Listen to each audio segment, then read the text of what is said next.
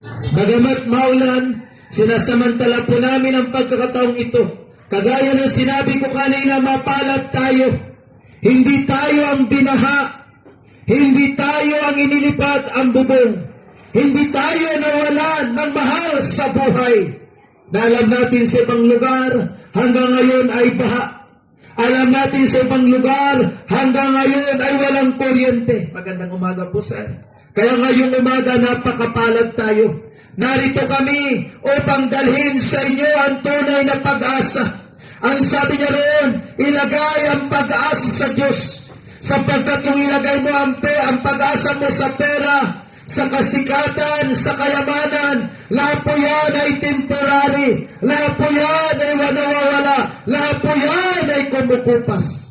At ang tunay na pag-asa ay sa mga bagay na hindi kumukupas, hindi sa mga bagay na temporary na kay Kristo Jesus mo lang matatagpuan. Kaya ang panawagan niya sa salita ng Diyos ngayong umaga sa Mateo 11:28, magsiparito kayo, kayong napapagal at nabibigat ang lupa na yung pasanin at bibigyan kayo ng kapahingahan.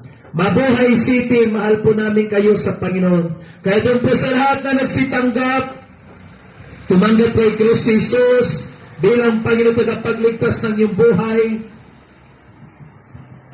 nais kitang pagpalain sa pangalan ni Jesus. Dakila at maibigin Diyos, salamat po Ama sa umagang ito.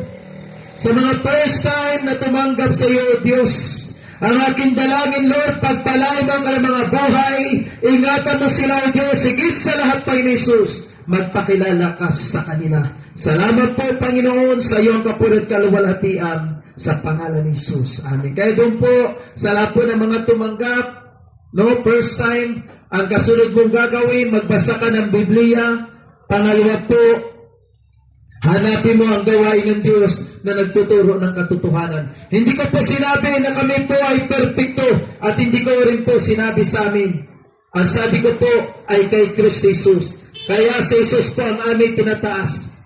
Dahil si Jesus po ang perfecto. Kaya sa tanang mga Bisaya, maayong aga sa indong atanan, sa mga Udyomanon, maadong aga sa Indros Gasing, isang pinagpalang umaga. Good morning sa muli. Kami po ang mga born again Christian.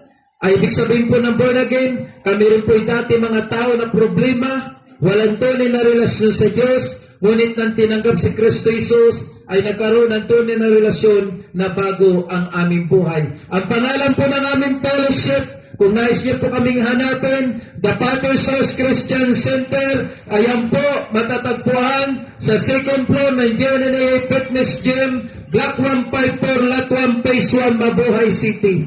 May gawain po kami tuwing linggo ng umaga, alas 10 po ng umaga. At kung hindi ka pwede sa umaga, pwede ka sa gabi, alas 7 po ng gabi, at Wednesday po ng gabi, alas 7 ng gabi, at tuwing Friday po sa kalalakihan, alas 7 po ng gabi, at every first Saturday of the month, ganap po ng alas 4, mga kabataan, ay may 180 jam concert. Mga kabataan,